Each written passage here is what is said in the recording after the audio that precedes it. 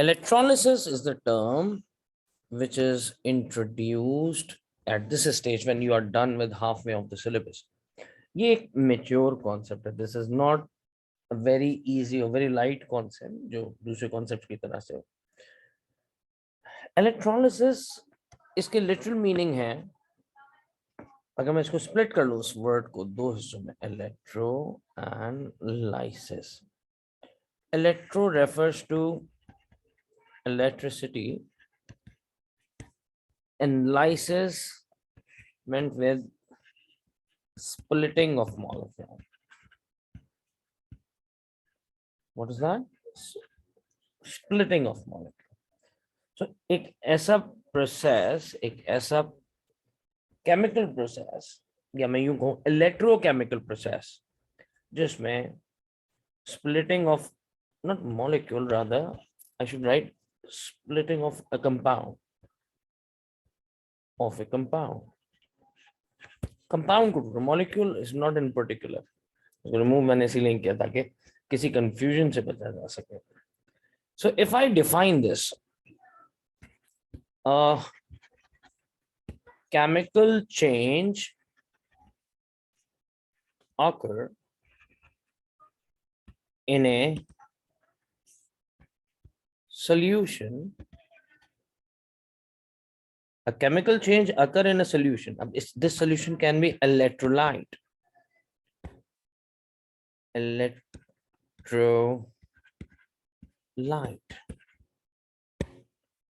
A chemical change that occur in an electrolyte upon the passage of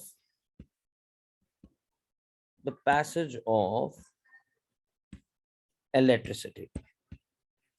एक chemical change आए किसमें, solution या electrolyte में. कब, जब इसमें से इलेक्ट्रिसिटी पास हो.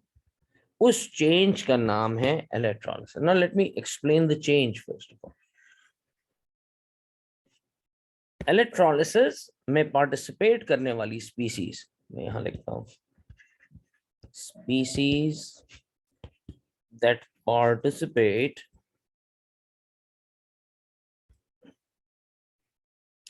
probably internet थोड़ा सा slow होगा, but you will like this will get updated. और थोड़ी देर के अंदर इसकी वीडियो जो मेरे पास रिकॉर्ड हो रही है वो भी मैं आपको भेज देता हूँ. Don't you worry about anything. Species that participate in electrolysis, कौन सी स्पीसीज है?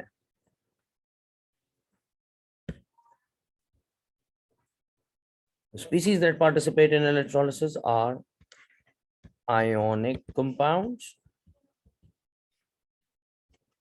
right, in molten state. या फिर दूसरी बात में क्या कह सकता हूं, the aqueous solutions. अच्छा, aqueous solution पूरी स्पेलिंग लिख देता हूं. aqueous, AQOUEOU, aqueous solution, right,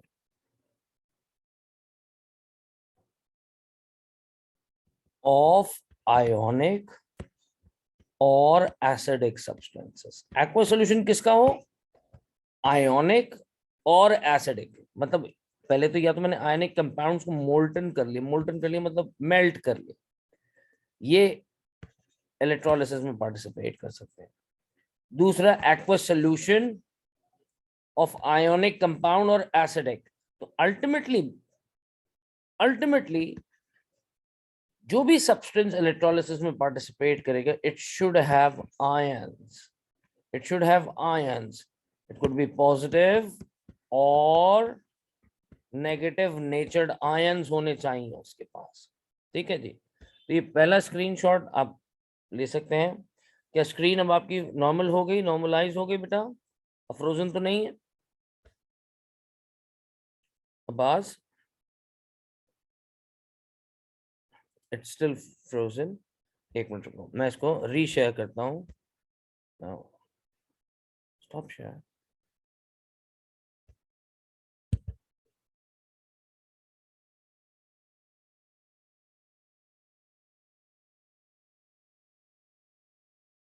Is that updated?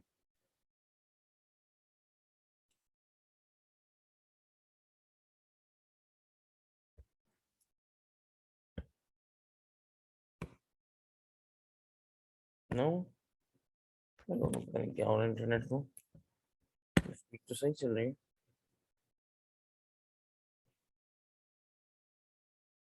चलो, द फर्स्ट स्क्रीनशॉट. एक मिनट रुको, मैं देखता हूँ अपने पास लॉगिन करके. Where is it? There.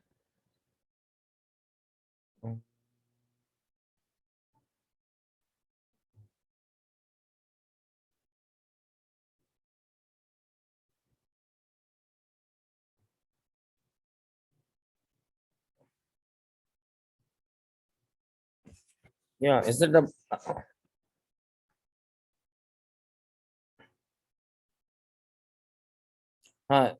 can you see the screen, Abbas Zadi?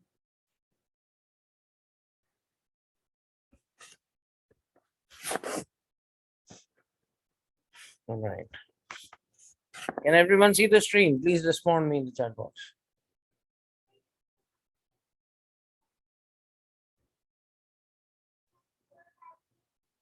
All right, चलो. ये मेरे पास पहला स्क्रीनशॉट आ गया है. You can take screenshot of the first line.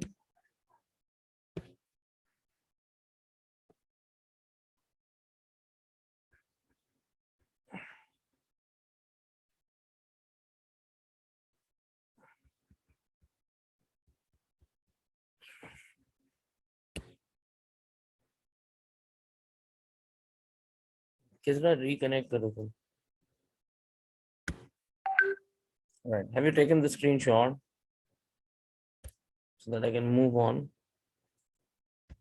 All right. चलिए हो गया सबके पास. चलिए मैं आगे मूव करता हूँ.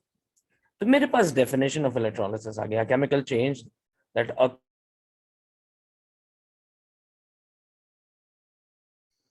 All right, welcome back.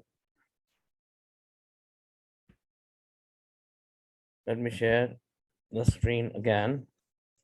Can you see the screen now?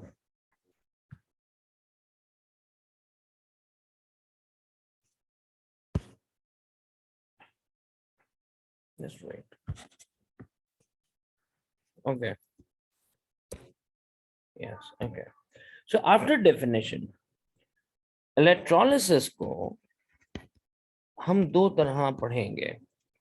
यानी this is the chemical change and we will be studying this change on two bases. When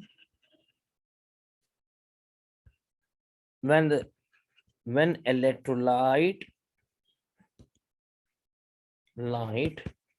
is electrolyzed and when electrolyte doesn't electrolyzed. और इसमें condition क्या है? इसमें condition when we have एक minute रुकिए.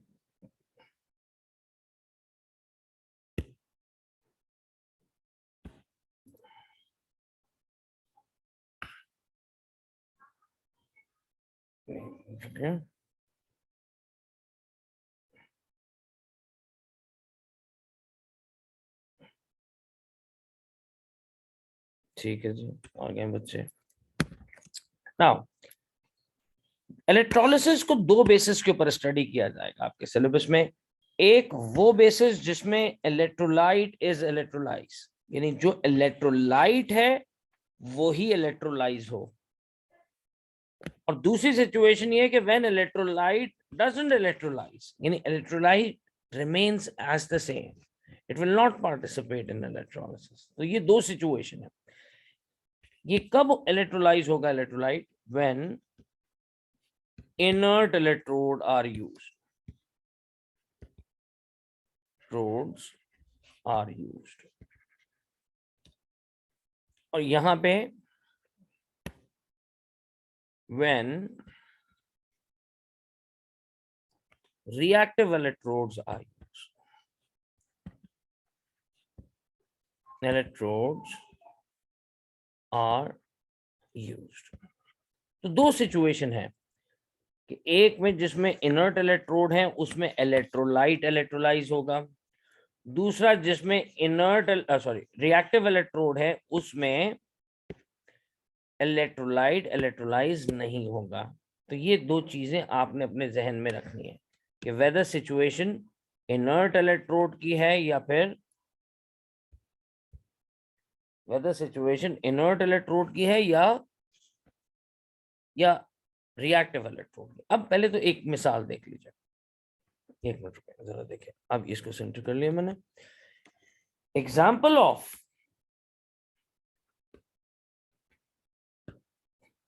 Inert electrode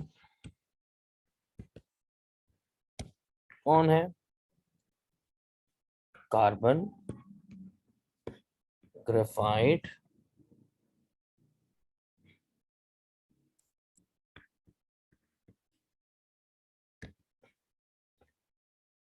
ठीक है, या platinum,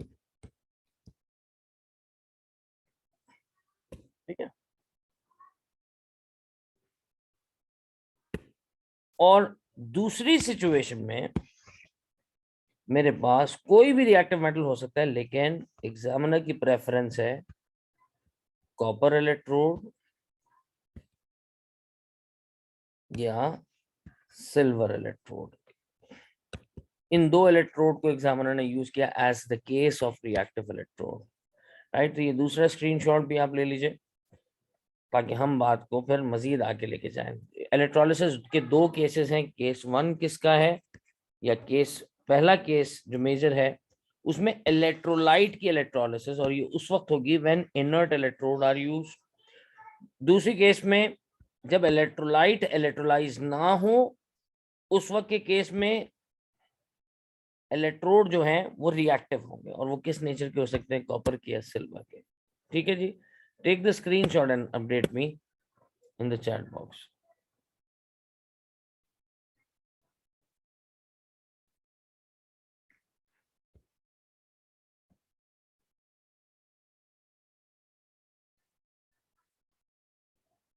Just respond me in the chat box whether you have taken the screenshot, yes or no.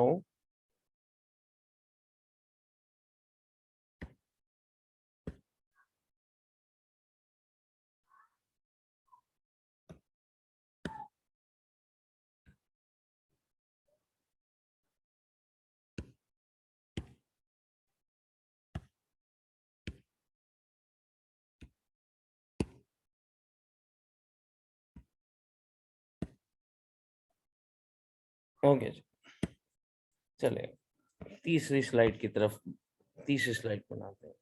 अच्छा, इलेक्ट्रोलिसिस के दौरान, ड्यूरिंग इलेक्ट्रोलिसिस, पहले मुझे अब सिचुएशन को समझना है। मैंने कहा दो टाइप के केसेस हैं, एक केस वो जिसमें इलेक्ट्रोलाइट की इलेक्ट्रोलिसिस है, दूसरा केस किसका है?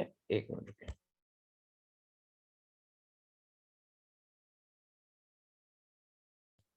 पहला केस किसका है? इलेक्ट्रोलाइट की पार्टिसिपेशन। व्हेन इलेक्ट्रोलाइट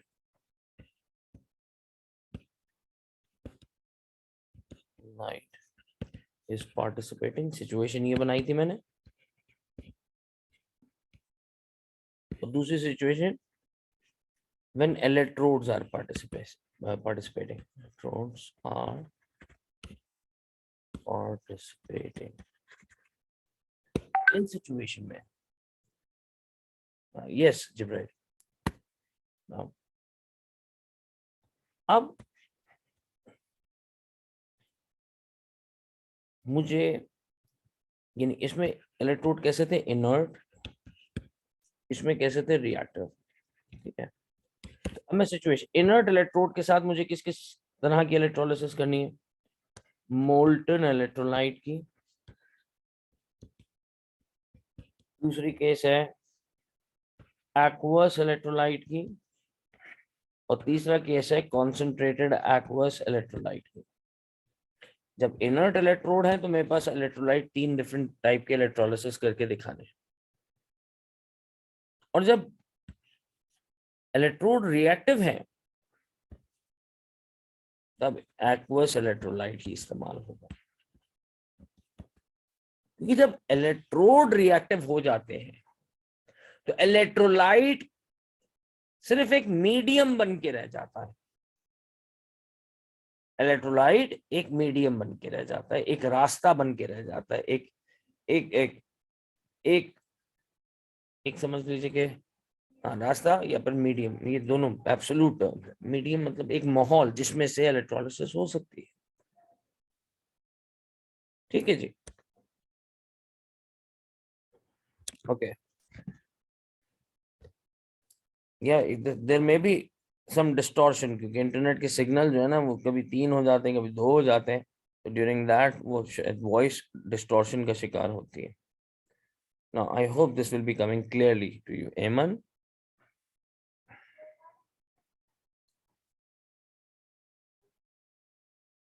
ऑलराइट, तो अब इसमें मेरे पास 3 सिनारियोज हैं, 3 सिचुएशन है, इसमें मेरे पास एक सिचुएशन है। और अब मैं बात करूंगा कि कोई भी इलेक्ट्रोलिसिस का, ये तीसरा स्क्रीनशॉट है, ये आप ले लीजिए ताकि हम बात को मजीद आगे लेके जा सकें।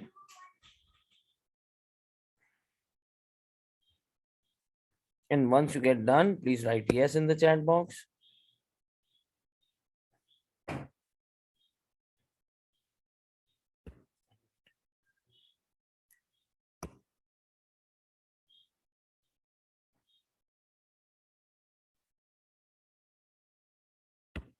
ओके, चलिए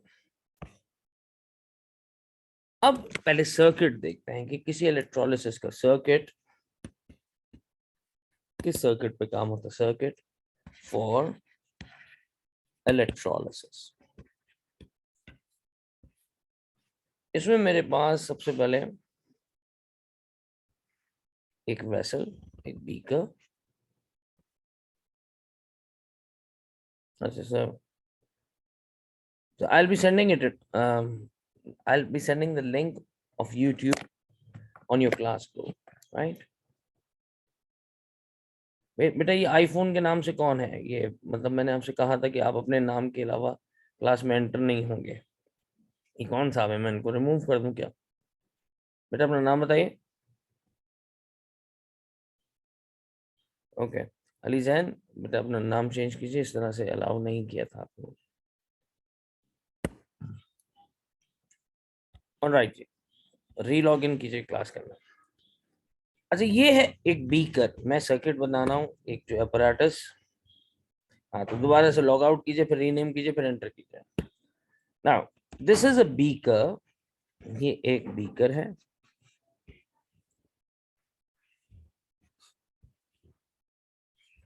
ओके,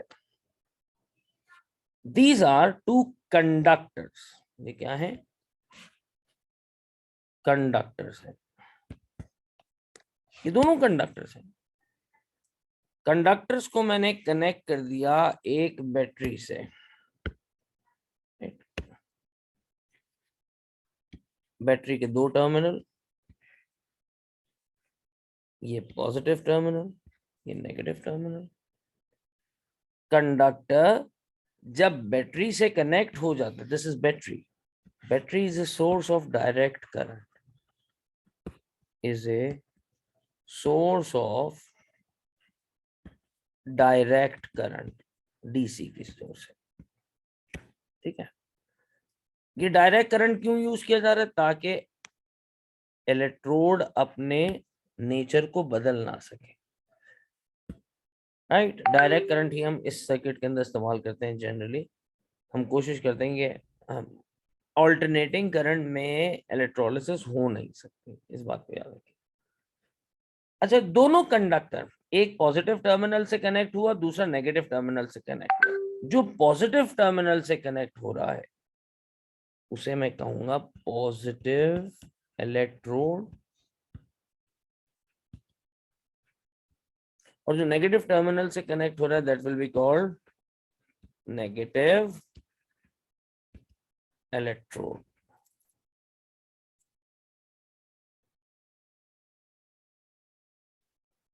एक हो गया पॉजिटिव इलेक्ट्रोड, दूसरा हो गया नेगेटिव इलेक्ट्रोड। अच्छा, इलेक्ट्रोलिसिस में हमें बात की कि इलेक्ट्रोलाइट शुड हैव आयंस, इसमें आयंस होने चाहिए। तो आयंस दो तरह के हो सकते हैं, एक पॉजिटिव एक नेगेटिव, एक पॉजिटिव एक नेगेटिव, एक पॉजिटिव एक नेगेटिव, दोनों तरह के आयंस हैं। पॉजिटिव इलेक्ट्रोड नेगेटिव आयंस को अपने पास बुलाएगा और नेगेटिव इलेक्ट्रोड पॉजिटिव आयंस को अपने पास बुलाएगा। पॉजिटिव इलेक्ट्रोड पर नेगेटिव आयंस जाएंगे। नेगेटिव आयंस को मैं केमिस्ट्री की जबान में क्या नाम देता हूं? एनायंस का। तो पॉजिटिव इलेक्ट्रोड को मैं दूसरा नाम दे देता हूं एनोड का।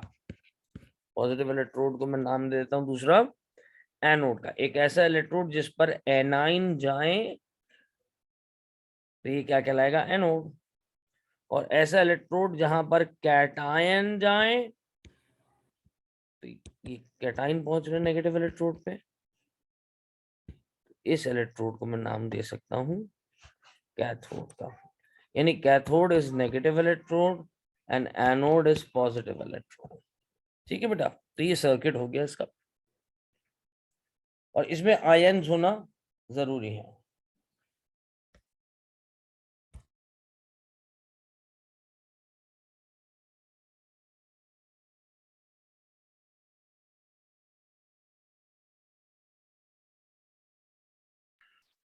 ऑलराइट, तो ये हो गया सर्किट डायग्राम हो गई मेरे पास।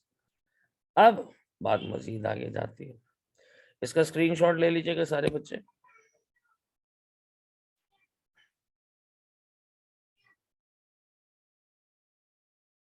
And once you get done, please write yes in the chat box.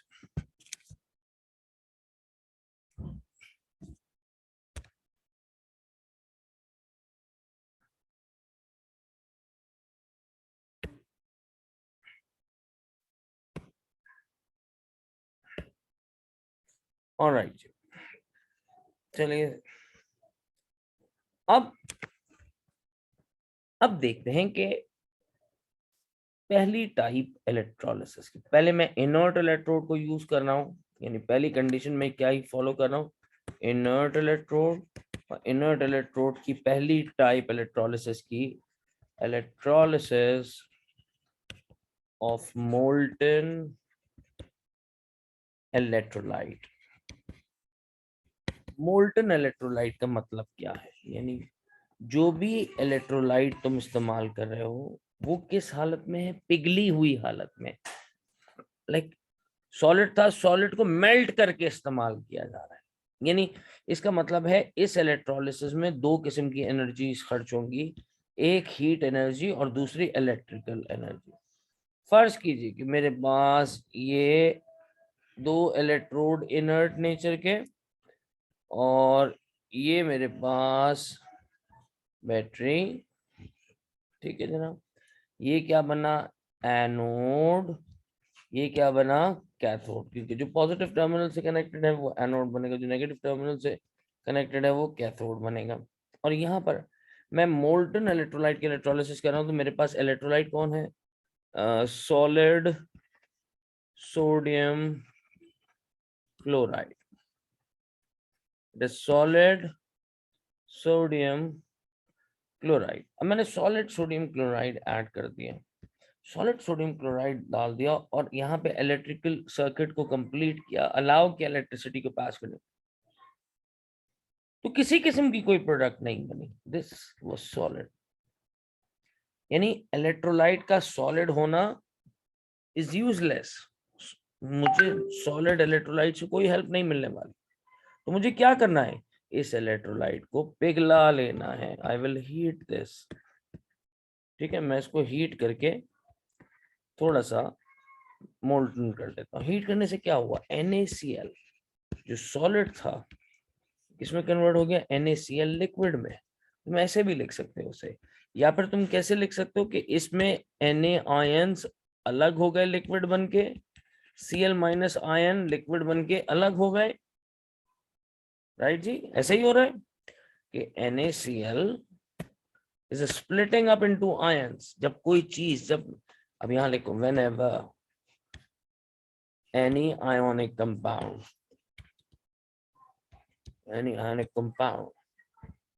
is heated and turned into liquid, तो एक्चुअली क्या हो रहा है, its ions are getting free from each other,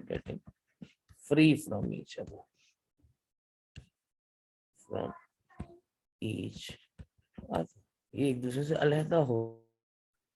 alright ji, welcome back. ऐसा internet ऊपर नीचे होता है तो जब इसको हीट करते हैं तो हीट करने से आयंस एक दूसरे से अलग हो जाते हैं। जब आयंस एक दूसरे से अलग हो जाएंगे तो मैं ये कह सकता हूं देयर अट्रैक्शन इज ओवरकम,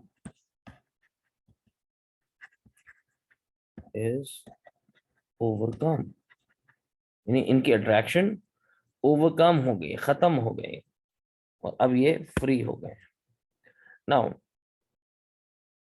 तो अब सर हीट करके आपने इसके आयंस को अलग तो कर लिया है, इसका स्क्रीनशॉट लो जरा जल्दी से ताकि मैं नेक्स्ट स्लाइड बनाऊं। किसी भी वक्त क्लास खत्म हो जाएगी, मुझे ऐसी जगह क्योंकि टाइम पूरा हो चुका है सेशन का, तो I may be having 2-3 minutes. So are you done? Please write yes in the chat box.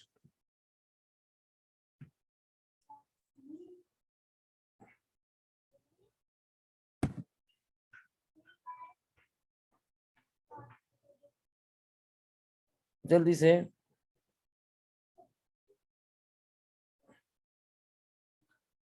Alright, चलिए बात को थोड़ा सा आगे और मजीद लेके जाते हैं। अब दोनों आयंस एक दूसरे से सेपरेट हो गए, यानी NaCl splits up into Na plus liquid and Cl minus liquid। और अब इस सिचुएशन में अगर इसमें से इलेक्ट्रिकल करंट पास किया जाएगा तो Na और Cl अपने अपने, मतलब ये कौन से इलेक्ट्रोड पे जाएगा, नेगेटिव इलेक्ट्रोड पे, ये कौन से इलेक्ट्रोड पे जाएगा, पॉजिटिव इलेक्ट्रोड पे, दोनों अपने अपने इलेक्ट्रोड पे जाएंगे। तो जरा देखते हैं इलेक्ट्रोड पे जाके दरअसल क्या करते हैं। इलेक्ट्रोड पे जाकर ये खुद को डिस्चार्ज करते हैं, दे डिस्चार्ज। ठीक है, तो मैं लिखता हूं सबसे पहले एनोड पर कौन जाएगा, एनाइन जाएगा, क्लोराइड आयन अपने आप को डिस्चार्ज करने का मतलब अपने ऊपर जो इलेक्ट्रॉन है इसको, इस चार्ज को खत्म करेगा। और ये कैसे खत्म कर सकता है, by losing electron. Minus ion या नेगेटिव चार्ज का मतलब है it has an extra electron, और अगर ये खुद को डिस्चार्ज करना चाहता है तो उसने उस एक्स्ट्रा इलेक्ट्रॉन को लूज करना पड़ेगा। लूज तो कर दिया, लेकिन मैं जानता हूं chlorine can not exhibit as an atom, तो ये खुद को मॉलिक्यूल बना लेगा। और इस तरह से कितने इलेक्ट्रॉन लूज होंगे, 2 इलेक्ट्रॉन लूज हुए, यानी एनोड ने 2 इलेक्ट्रॉन गेन कर लिए और this run through the circuit, और अब यही इलेक्ट्रॉन कहां पहुंच गए, कैथोड के ऊपर। वापस देखते हैं कैथोड पे क्या हो रहा है। कैथोड Na प्लस, कितने इलेक्ट्रॉन, तो ये इलेक्ट्रॉन गेन करके अपने आप को डिस्चार्ज करेगा। 2 इलेक्ट्रॉन, 1 प्लस चार्ज है तो 1 इलेक्ट्रॉन चाहिए, लेकिन इलेक्ट्रॉन कितने अवेलेबल हैं, 2। this will be an oxidation process and this will be reduction process. So it may be getting over in 1 or 2 minutes, right? Please take the screenshot of these equation. In second link or second meeting I'll be explaining for a few more examples regarding molten electrolysis. I hope everyone has got the message. Please take the screenshot and write yes in the chat box.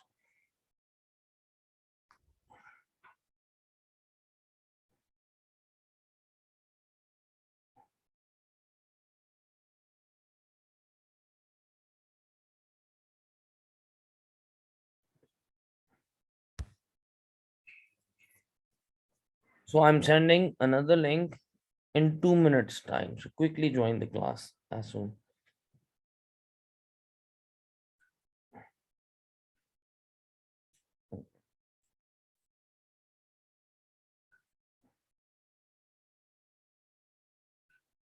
So see you in 2 minutes. Thank you.